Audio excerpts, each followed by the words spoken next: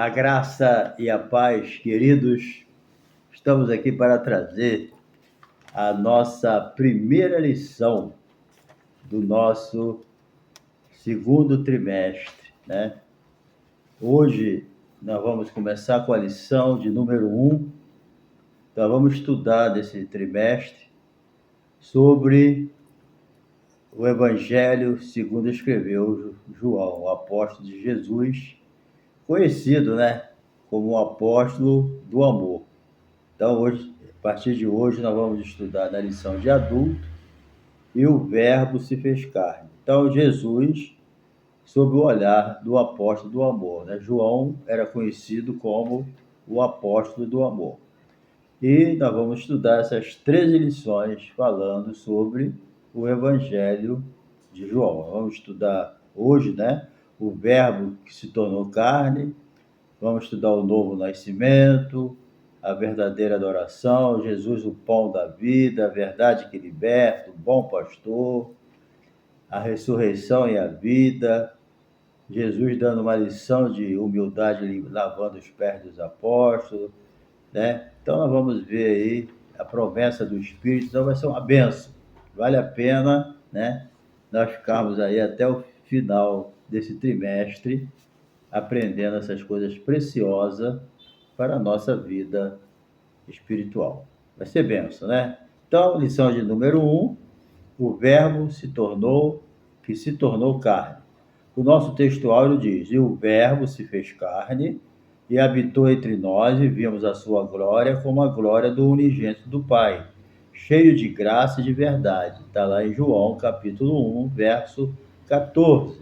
E a verdade prática, que é o resumo, né, a síntese da nossa lição, diz: o Verbo de Deus inseriu-se na história, assumindo a forma de homem para redimir os pecadores. Então, Jesus assumiu a sua forma humana, sendo divino, assumiu a sua forma humana para morrer pelos nossos pecados, né? Para que todo aquele que nele crê não pereça, mas tenha a vida eterna. A nossa leitura bíblica em classe, ela está em João, capítulo 1, versos de 1 a 14, ok? Então, nós vamos, né, nessa nossa primeira lição, realizar um estudo assim, introdutório, né, sobre o Evangelho de João, analisando aí a sua estrutura, os seus objetivos, né? Importante. Então, o autor, né, desse evangelho é João. Isso aí é o ponto final, né? É o mesmo João que escreveu a primeira, segunda e terceira epístola de João. E escreveu também o Apocalipse. Então, nesse trimestre, vamos estudar o evangelho de João em comparação, né, com os outros 3 evangelhos sinóticos, né? Mateus, Marcos e Lucas, ok? João, ele é o autor do Evangelho. Então, o Evangelho que leva o seu próprio nome. Bem, o Evangelho de João, autoria e data. Apóstolo João é o autor, né, do Evangelho que leva o seu nome.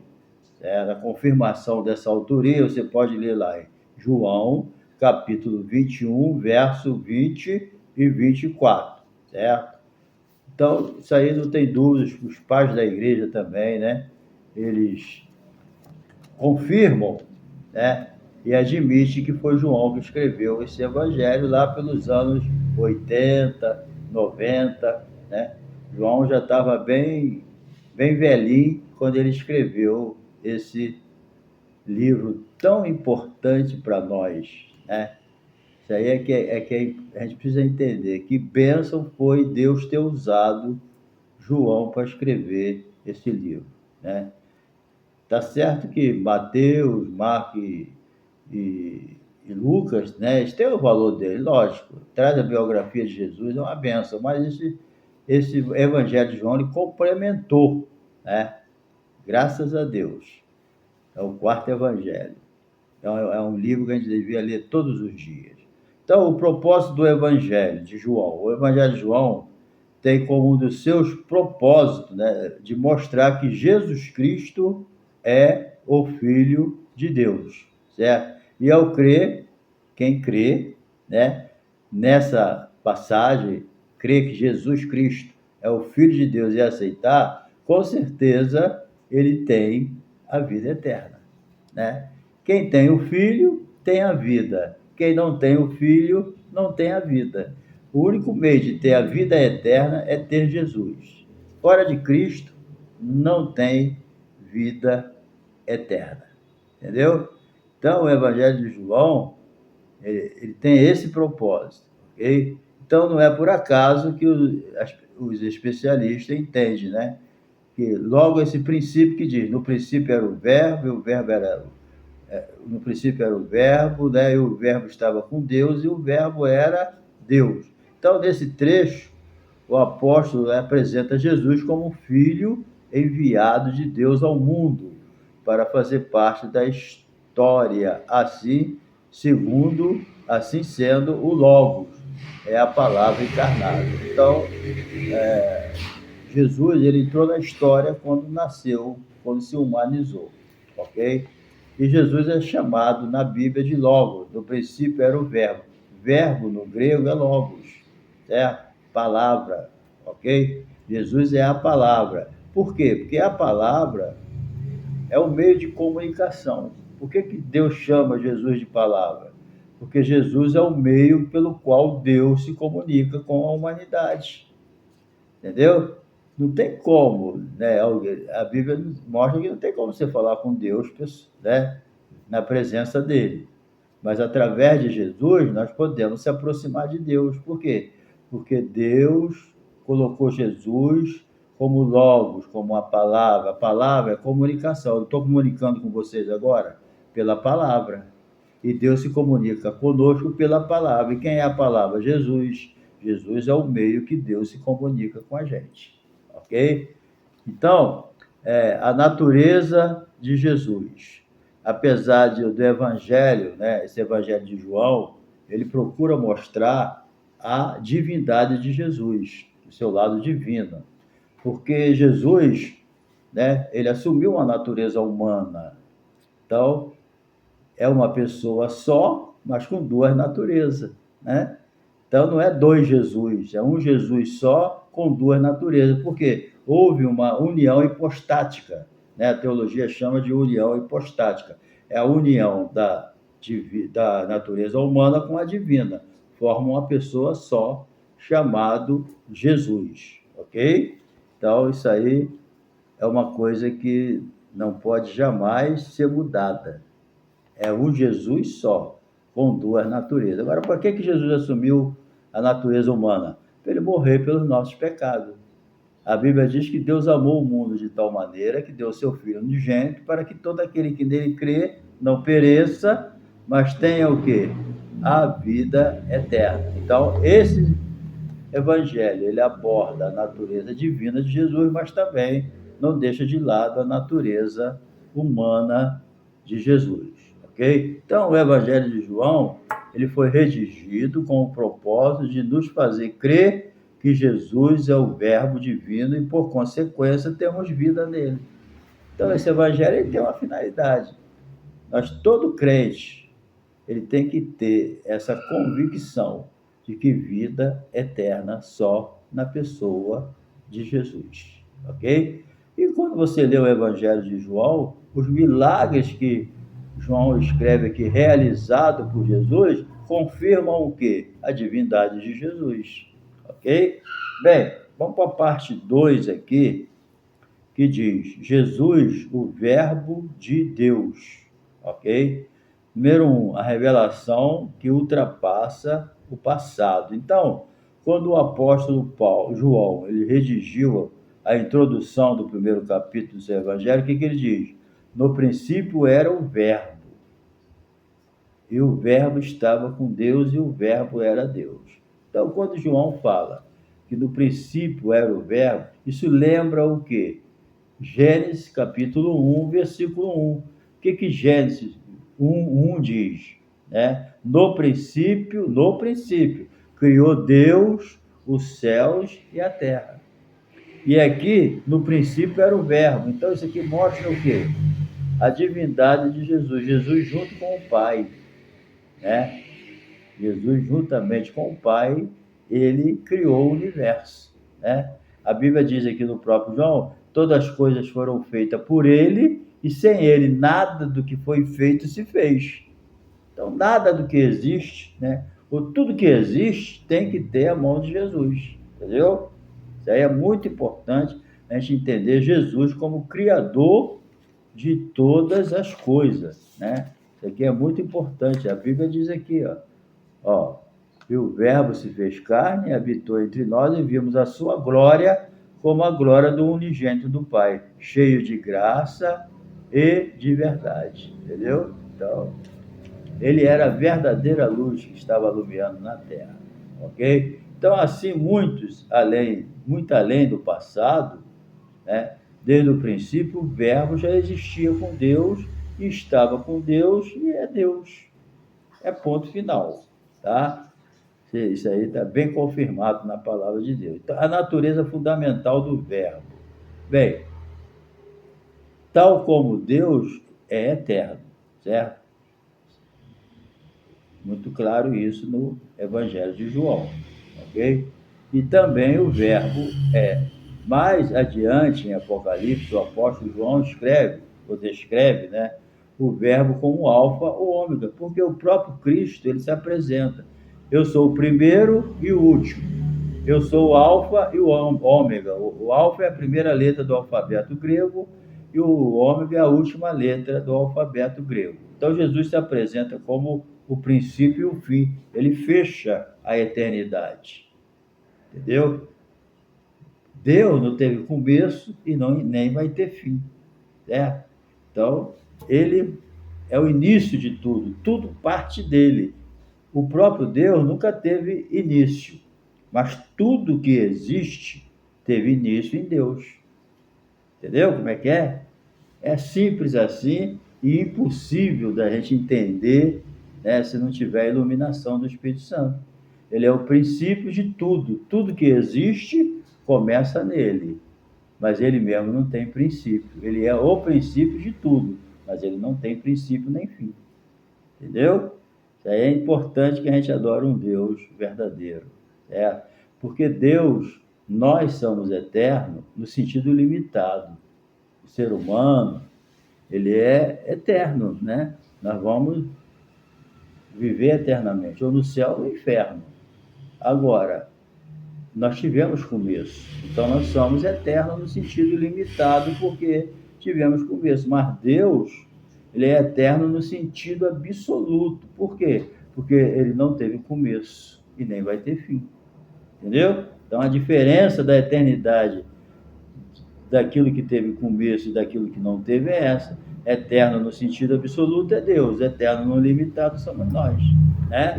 Isso aí é importante a gente entender. Então, Deus, Jesus aqui no capítulo 1 de Apocalipse, verso 8, Jesus é chamado Todo-Poderoso, entendeu? Então, Pai, Filho e Espírito Santo faz parte da Trindade que nós servimos, entendeu? Então, assim o Evangelho, né, conforme diz o evangelista, apresenta Jesus como Logos, né? Logos de Deus, a palavra de Deus encarnada que habita entre os homens. Portanto, enquanto o Verbo encarnado, né, Jesus é reconhecido por muitos e adorado como Deus. Jesus nunca brigou com ninguém porque adorou a ele. Quando João ou Pedro foram adorar o anjo, ele falou, não, adora a Deus. O anjo, só os demônios podem aceitar a adoração. Agora, os anjos de Deus não aceitam adoração. Eles mandam adorar a Deus. Mas Jesus sempre foi adorado e ele nunca rejeitou a adoração. Porque ele é divino também. Entendeu?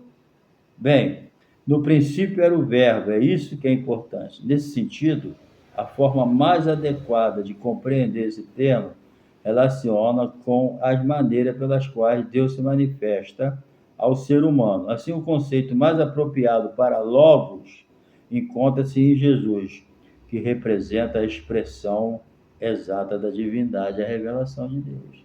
Entendeu? Então, lá em Colossenses está escrito que Jesus é a expressão exata, assim como em Hebreus. Jesus é a expressão exata de Deus, nem mais nem menos.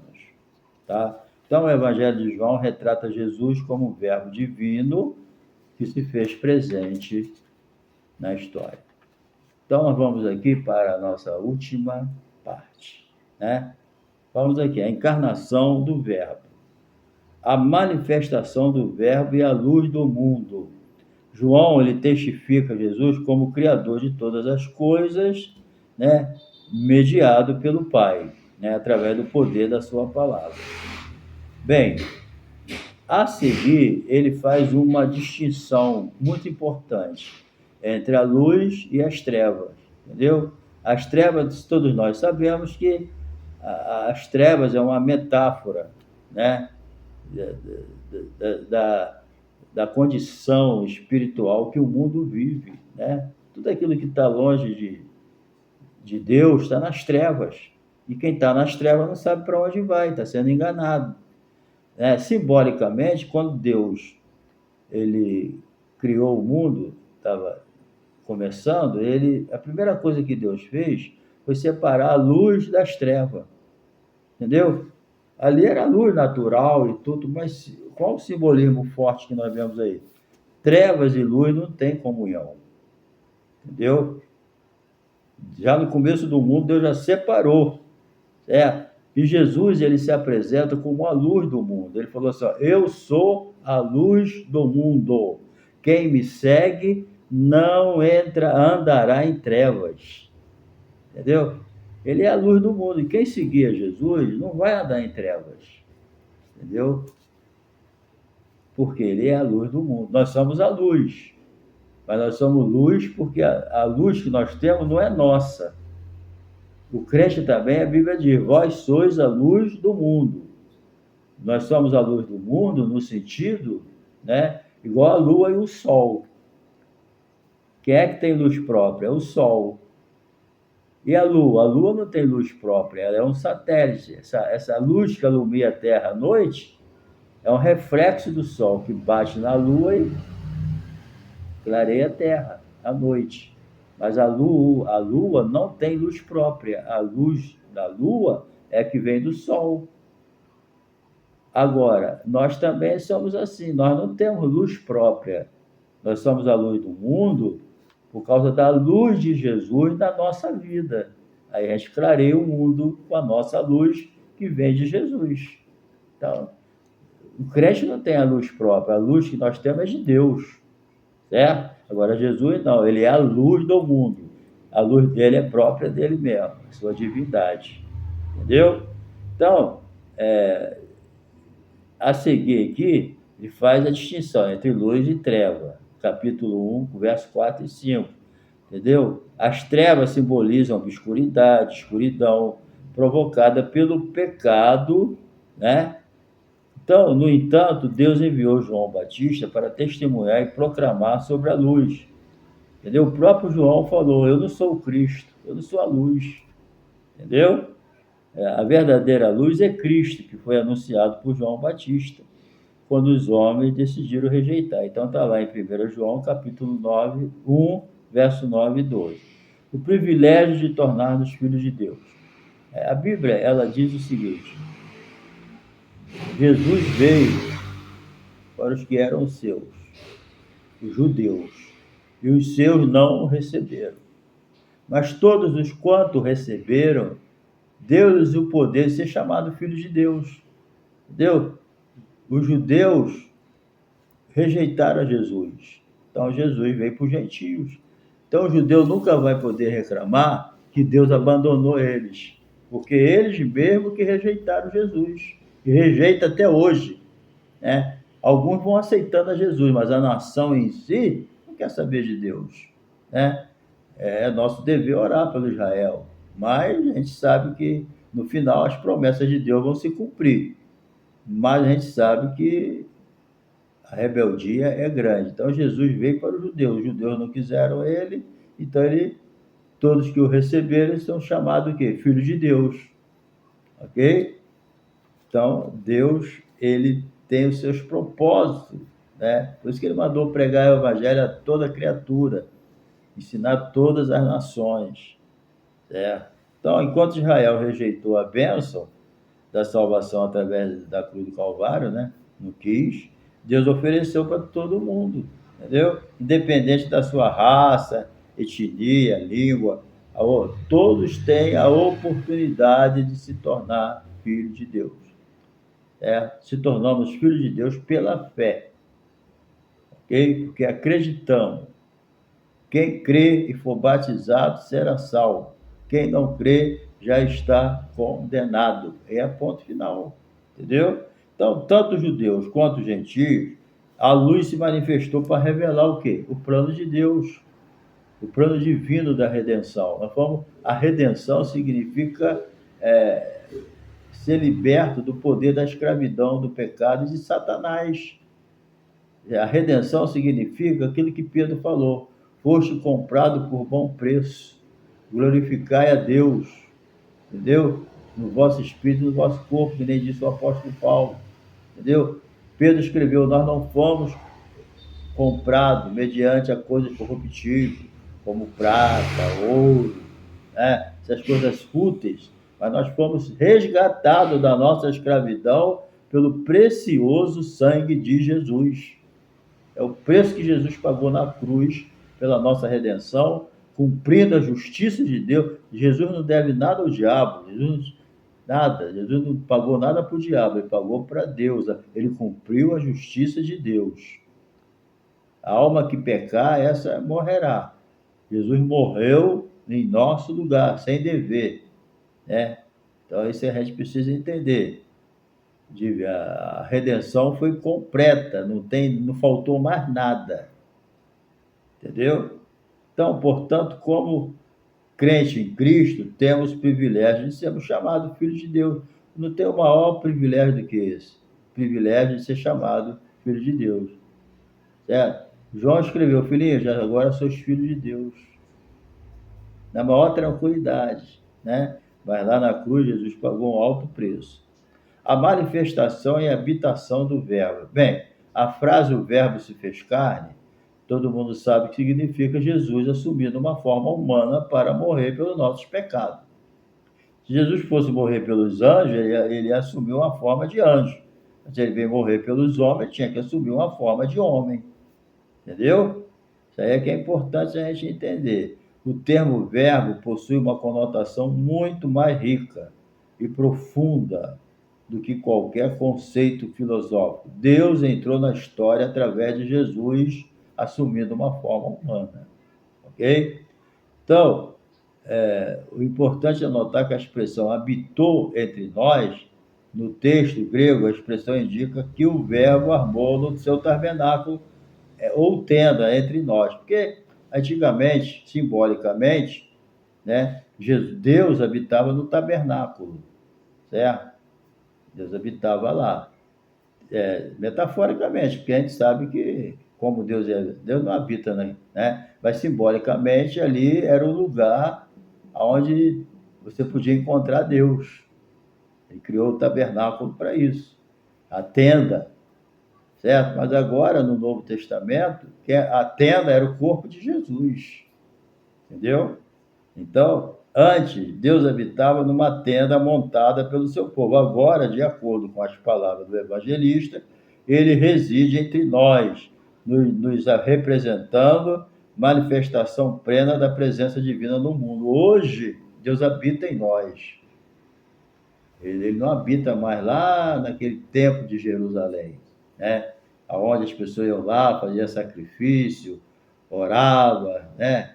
Não, hoje o sacrifício já foi realizado uma vez por toda, o véu do templo já se rasgou, o caminho para Deus está livre, né? Quando Jesus falou, está consumado, na mesma hora, lá no templo de Jerusalém, o templo rasgou, o véu se rasgou. Quando o véu se rasgou, significa o quê? O problema do pecado foi resolvido. Entendeu? Então, o problema do pecado foi resolvido. Agora, o pecado já saiu. Nós podemos entrar diretamente na presença de Deus, orando, buscando ao Senhor. Entendeu? Então, por meio da manifestação do verbo, né, de Deus, a luz do mundo, temos a bênção de sermos considerados filho de Deus. Ok? Então, Deus te abençoe. Creio que essa lição foi muito importante, né? É a primeira. Semana que vem, nós vamos estudar o novo nascimento, aquele diálogo ali de Jesus com o fariseu Nicodemo. Ok? Deus te abençoe. Olha, não se esqueça de se inscrever no meu canal, tá? Me ajuda aí, se inscreva no nosso canal para a gente continuar divulgando a palavra de Deus. Se inscreva, compartilhe com seus amigos, tá bom? Dê o seu like aí, não deixa de dar o seu like aí não, tá bom? E também, se você assistiu os anúncios, você nos ajuda na monetização do canal, ok? Nosso canal é monetizado. Se você assistir os anúncios, você nos ajuda aí na monetização, tá bom? Compartilha com seus amigos, tamo junto, Deus te abençoe e até a próxima lição.